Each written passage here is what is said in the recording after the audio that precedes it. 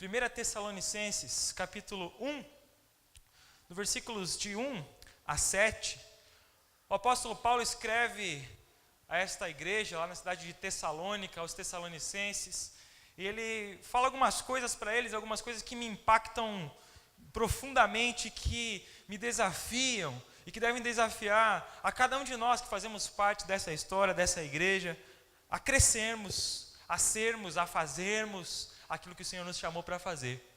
Paulo começa dizendo: Paulo, Silvano e Timóteo, a igreja dos Tessalonicenses, em Deus Pai e no Senhor Jesus Cristo. A vocês graça e paz da parte de Deus e de nosso Senhor Jesus Cristo. Sempre damos graças a Deus por todos vocês, mencionando-os em nossas orações. Lembramos continuamente diante de nosso Deus e Pai o que vocês têm demonstrado. O quê? O trabalho que resulta da fé, o esforço motivado pelo amor e a perseverança proveniente da esperança em nosso Senhor Jesus Cristo.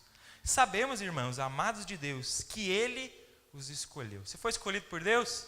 Olha a Deus, você foi escolhido por Deus. Versículo 5 diz assim: porque o nosso evangelho não chegou a você somente em palavra, mas também em poder, no Espírito Santo e em plena convicção. Vocês sabem como procedemos entre vocês em seu favor. De fato, vocês se tornaram nossos imitadores e do Senhor. Apesar de muito sofrimento, receberam a palavra com alegria que vem do Espírito Santo. E assim, tornaram-se modelo para todos os crentes que estão na Macedônia e na Acaia. O apóstolo Paulo começa tecendo alguns elogios a essa igreja de Tessalônica, e ele termina no versículo 7 dizendo que eles se tornaram modelo para todos os crentes que estavam naquela região deles, naquela região da Europa que estava começando naquele lugar ser implantado o evangelho. Ele diz que eles se tornaram uma igreja modelo, por causa das suas ações, por causa das suas atitudes. Eles se tornaram a igreja que Deus esperava que eles fossem. Uma igreja viva, uma igreja que tinha algumas características que a levavam a ser relevante naquele lugar, que levavam a ser uma igreja que fazia realmente a diferença. E eu sempre sou muito impactado a cada vez que eu leio este começo, essa introdução de Paulo a essa carta aos Tessalonicenses, porque me desafia a mover e a levar essa mensagem a cada um de nós, que fazemos parte dessa igreja e dessa história. A cada um que ainda vai fazer, nós somos a igreja que Deus espera que nós sejamos. Obviamente não querendo ser modelo para outros ou outras igrejas, mas querendo ser mais para o Senhor, fazer mais para o Senhor, estar mais perto dEle e cumprir integralmente o chamado dEle para as nossas vidas. Afinal, aqui diz, nós fomos escolhidos pelo Senhor. Ele diz para os Tessalonicenses, isso serve para nós, serve a cada um que crê. Aquele que crê foi escolhido. Sabemos, irmãos amados de Deus, que Ele nos escolheu. E se Ele nos escolheu para nos livrar do império das trevas, para nos livrar do mal, para nos livrar da morte, do pecado, do destino eterno, que se chama inferno, que se chama lago de fogo, para nos levar para o seu reino, para nos levar para a sua verdade, para nos salvar, para nos libertar dos nossos pecados, do nosso eu, da nossa vontade, da nossa própria maneira de ser, e para nos transformar em igreja de Jesus, família de Deus, exército do Senhor, noiva do Senhor. Todas essas figuras são usadas para definir igreja, e nós somos parte da igreja, e nós podemos ser a noiva do Senhor que se prepara com esperança para a sua vinda. Nós podemos ser também o exército do Senhor que marcha poderosamente enquanto aquele dia não chega para conquistar aquilo que o Senhor tem para nós. Nós somos, enquanto isso, família de Deus, família do Senhor. Não mais estrangeiros e forasteiros, mas concidadãos dos santos e membros da família de Deus. Partes, membros do corpo de Cristo. E assim, cada membro, cada um, unido e ajustado, ensinado e motivado pelo Senhor, pelo amor à sua palavra e pela sua obra, nós podemos crescer e nós vamos crescer. Não para dizer que nós construímos algo grande, assim como fizeram os construtores da Torre de Babel, mas para dizer, o Senhor tem feito grandes coisas nesse lugar. E o Senhor vai continuar fazendo. Até aqui, tanto e tanto o Senhor tem nos abençoado, com tantos desafios superados, tantas crises existenciais, de fé, de saúde, de espaço físico, de organização, de relacionamento, tantas crises resolvidas, tantos desafios superados, mas muitos ainda para superar.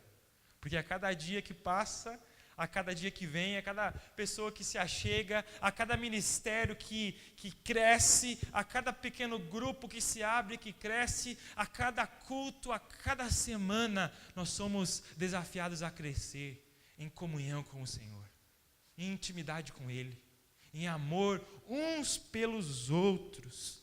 Então, clame ao Senhor, dia após dia, Senhor, que nós possamos viver cada vez mais em comunhão, sem levar em conta as diferenças, sem levar em conta aquilo que talvez eu não concorde no que o outro está fazendo, ou sem levar em conta aquilo que o outro está fazendo de errado, mas perdoando, mas passando por cima, mas perdoando assim como o Senhor me perdoou, porque como nós cantamos naquela música que diz, eu não tenho tempo para perder com ressentimentos, eu não tenho tempo, porque Ele me ama, porque Ele me chamou, porque Ele me amou, e agora Ele me convidou a espalhar o seu amor. Viver o amor não é só a campanha de setembro, viver o amor é um estilo de vida que nós precisamos ter. Então nós precisamos avançar no amor a Deus, no amor à sua palavra, uma igreja. Sonha junto comigo uma igreja que ame a Deus, ao ponto de não buscar simplesmente obedecer com medo do inferno, ou obedecer porque me dizem que eu tenho que fazer, mas obedecer por amor. Porque a Bíblia diz, nós o amamos porque Ele nos amou primeiro. E alguém que é alvo e fruto de um tão grande amor do Senhor, não tem como viver a sua vida como se nada tivesse acontecido. Como se Jesus, que é a verdade que liberta, Jesus, que é a verdade que nos liberta da mentira do inimigo e do pecado, não tivesse vindo até aqui para fazer a diferença. Agora eu e você precisamos amar, precisamos crescer nessa realidade. E nós vamos avançar, porque ninguém pode deter o Senhor e a sua obra. Nós vamos para frente, porque nosso Deus não é um Deus que recua. Nosso Deus é um Deus que nos leva para frente, que nos leva para mais perto do seu chamado para a nossa vida. Mais e mais líderes se levantarão, porque é o Senhor que capacita, é Ele que escolhe, é Ele que capacita, é Ele que faz, a obra é dEle, mas nós temos que abrir o nosso coração e deixar ser transformados pelo Senhor. E talvez assim como muitos dos que hoje são líderes e se colocam nesse papel de serviço, que em alguns momentos é um papel de honra, mas em 99,9% do tempo é um papel de serviço e de doação. Talvez, assim como eles, você se sinta incapacitado a implantar o reino de Deus, ou a fazer algo relevante, ou participar de um ministério, ou participar de um pequeno grupo, ou fazer parte de algo que nós fazemos como igreja. Mas eu convido você a deixar o Espírito Santo de Deus falar contigo. Dizer, Senhor, se o Senhor capacitou a tantos na história, o Senhor transformou simples pescadores em pescadores de homens, apóstolos, implantadores do Evangelho, durante toda a história, capacitou pessoas famosas e desconhecidas, pessoas humanamente capazes e humanamente incapazes, pessoas de todos os tipos, de todos os tamanhos, de todas as formas, de todos os jeitos. O Senhor usa, e o Senhor quer continuar te usando para fazer e para espalhar o seu reino. Amém? Quero convidar você a olhar novamente comigo o versículo 3 de 1 Tessalonicenses, capítulo 1, versículo 3, que vai trazer aqui características daquilo que nós podemos dizer que é uma igreja relevante, que é uma igreja como Deus espera, que é aquilo que deve ser o meu sonho e o seu sonho para a nossa igreja, para a Ave Marechal, para aquilo que estamos construindo para o Senhor. Ele diz, lembramos continuamente diante de Deus, de nosso Deus e Pai, o que vocês têm demonstrado. Ele diz, o trabalho que resulta da fé, o esforço motivado pelo amor e a perseverança proveniente da esperança em nosso Senhor Jesus Cristo. Nessas três áreas, o trabalho que resulta da fé, o esforço motivado pelo amor e a perseverança que vem da esperança, é o que nós temos que trabalhar, é que nós temos que crescer, É que nós temos que olhar para trás e dizer: Senhor, até aqui o Senhor tem nos abençoado. Muito obrigado, Senhor. Nós te louvamos, porque nada do que aconteceu aconteceria, porque nada do que foi seria. Mas, Senhor, é a partir de agora, o que eu posso ser para o Senhor, o que eu posso fazer para o Senhor, no que eu tenho que crescer, no que eu tenho que colocar os meus olhos. E a primeira coisa é esse trabalho que resulta da fé, ou a fé colocada em ação. A fé colocada em ação por pessoas que entenderam esse tão grande amor, que entenderam que foram salvas para salvar, que entenderam que foram alcançadas por um amor incomparável e que agora não tem como segurar isso para si mesmo. Não tem como. Na história do cristianismo, desde os dias de Jesus, quem ia sendo salvo ia passando de simplesmente alguém que foi alvo deste amor para uma testemunha deste amor. Você tem algum testemunho para contar do Senhor? Não vai que você aqui na frente, mas você tem algum testemunho para dizer: o Senhor trabalhou na minha vida? Quem tem? Ergue a mão, por favor. Diz assim: o Senhor fez isso por mim, o Senhor me salvou, o Senhor me alcançou. Você tem. Eu tenho. Nós somos testemunhas. Onde quer que você esteja, você pode colocar a tua fé em ação. Você pode fazer para o Senhor. Você pode perguntar: Senhor, onde eu posso trabalhar para o Senhor? Em que áreas eu posso me envolver? E você pode a cada dia perguntar: Senhor, como eu posso te obedecer mais? Como eu posso te obedecer mais? Porque nós vamos trabalhar no mês que vem falando a respeito do amor, vivendo o amor, mas se eu quero amar mais ao Senhor, só tem uma maneira de eu demonstrar esse amor, e essa maneira é obedecendo.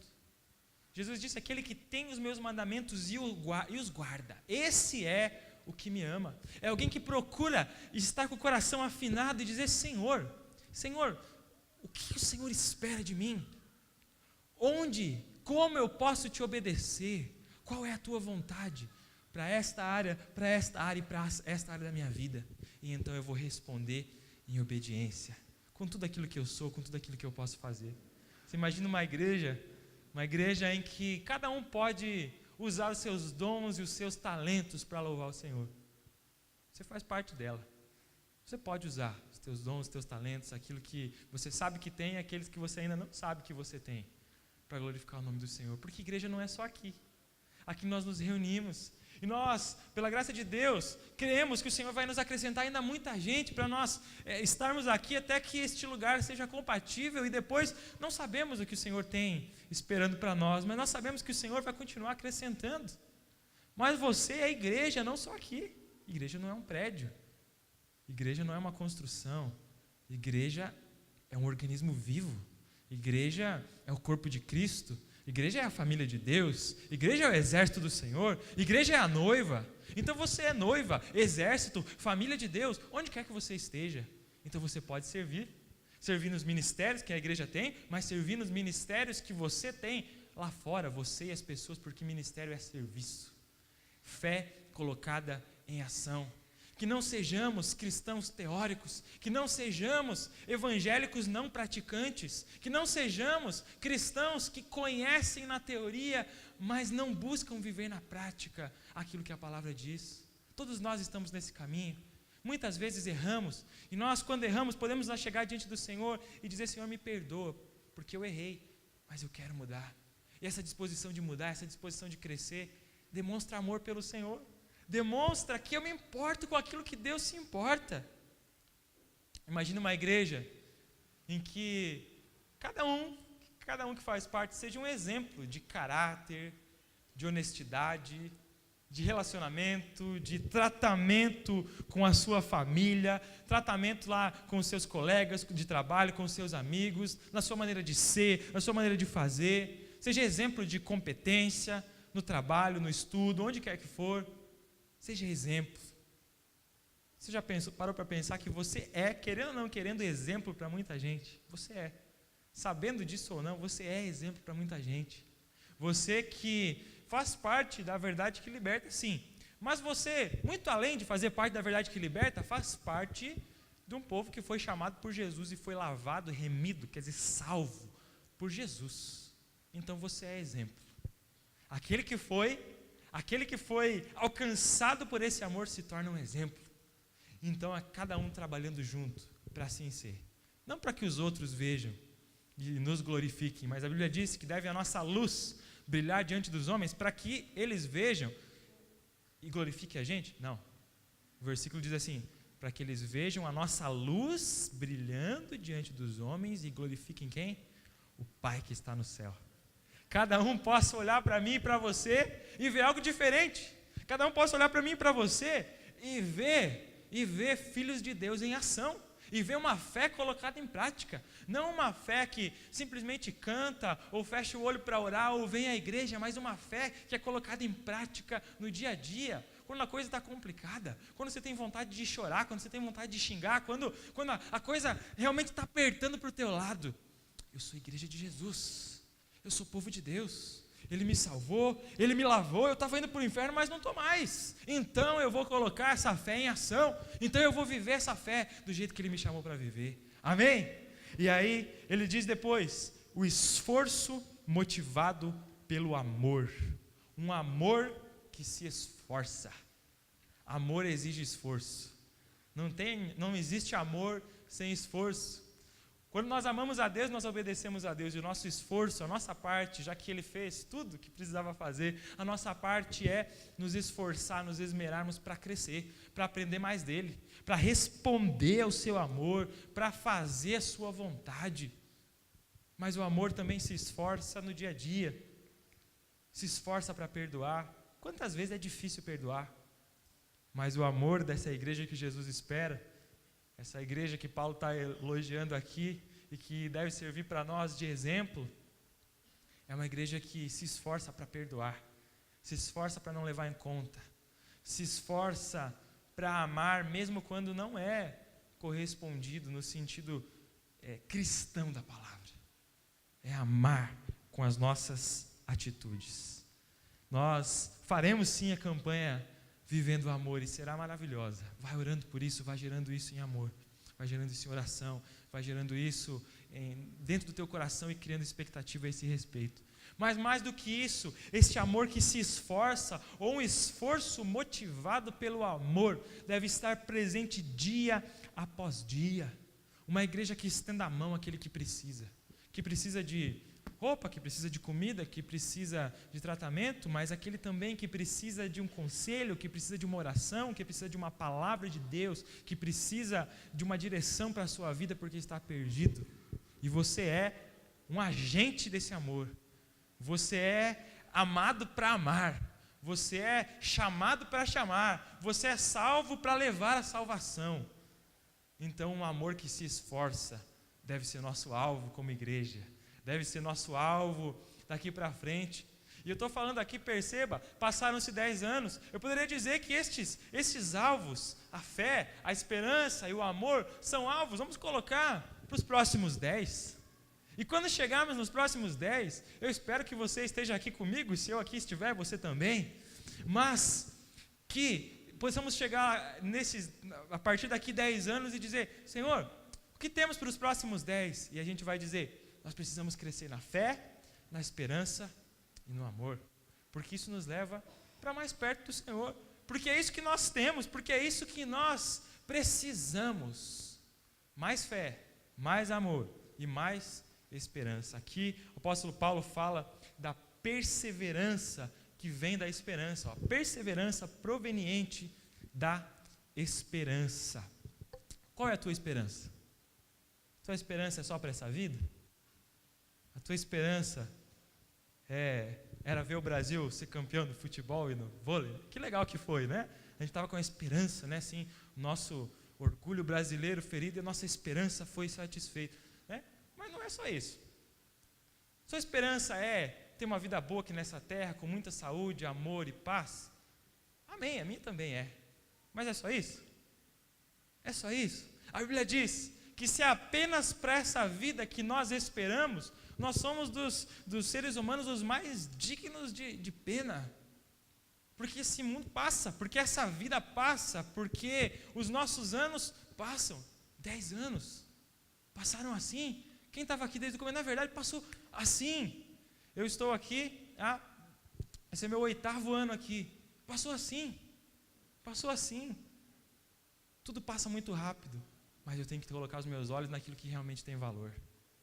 Para que nós estamos construindo essa igreja, que é um conjunto de pedras vivas, segundo a Bíblia? Eu sou uma pedrinha, você é outra, em cima da pedra angular que é Jesus. Para que nós estamos construindo essa igreja? Para quê? Para que pessoas sejam salvas dos seus pecados e passem a eternidade ao lado do Senhor. Amém? É para isso que você foi salvo, para fazer parte disso, para que essa esperança perseverança proveniente da esperança possa alcançar o teu coração, e assim você continue. Quando as coisas se complicam para o teu lado, a sua esperança que está no Senhor motiva a sua perseverança. Quando as coisas apertam para o teu lado, a sua esperança no Senhor, na sua vontade, naquilo que Ele tem para você, aqui mesmo nessa terra, mas principalmente na eternidade, motivam a sua perseverança, e você diz: eu vou continuar, porque o plano do Senhor para a minha vida vai se cumprir. Eu vou continuar, porque o Deus que nunca falhou, nunca vai falhar, e não vai ser comigo. Porque o meu Deus é todo poderoso e conhece todas as coisas, Ele sabe o que é melhor para mim. E no meio da dificuldade, no meio da tribulação, no meio da angústia, no meio da fome, da nudez, da dificuldade, das perseguições, eu posso dizer: eu tudo posso naquele que me fortalece. Eu posso enfrentar o que for, eu posso nele, porque Ele me capacita, porque Ele me fortalece e eu posso perseverar. É ter a esperança de que um dia Jesus voltará. Você crê nisso? Glória a Deus. Nós como noiva, igreja noiva, a Bíblia coloca essa figura que Jesus é o noivo e a sua igreja é a sua noiva, que se prepara para a sua vinda. Nós temos que nos preparar e nós temos que ansiar, temos que ver, a gente olha para as noivas, né? Os noivos também, mas mais as noivas, né? Olha para as noivas um pouco antes do seu período, antes do seu casamento, a gente vê que elas estão respirando isso, estão preparando isso, estão almejando isso. E realmente é assim que nós temos que ser com o Senhor, com a sua vinda. Senhor, vem mesmo, Maranata, ora vem, Senhor Jesus, eu quero estar com o Senhor para todo sempre, eu quero que a minha salvação, né, eu seja glorificado junto contigo, e eu esteja com a minha salvação completa ao seu lado. Mas, enquanto esse dia não chega, eu e você, igreja de Jesus, igreja que o Senhor espera, Ave Marechal, para os próximos 10 anos, para os próximos 20, 30, 40, não sei quantos anos o Senhor tem para nós. Nós temos que viver como se esse dia já estivesse chegando. Nós temos que cumprir o nosso chamado. Nós temos que fazer a nossa parte diante de tudo isso. E dizer: Senhor, eu me disponho.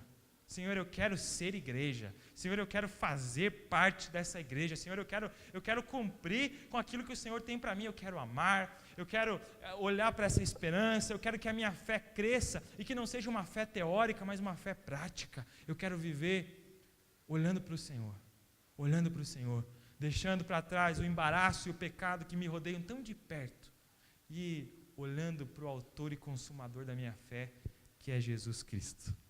Nós já chegamos lá? Ainda não. Não chegamos lá. Mas quando eu digo ainda não, eu com uma profunda convicção e fé, eu digo ainda não, porque eu creio em uma igreja que cresce. Porque a igreja é de Jesus. E cresce em número. Glória a Deus, porque cada número que cresce, cada pessoa que não era salva, porque não conhecia Jesus, e hoje conhece a Jesus e pode viver para Ele, é uma pessoa a menos para se perder e uma pessoa a mais para estar eternamente ao lado do Senhor.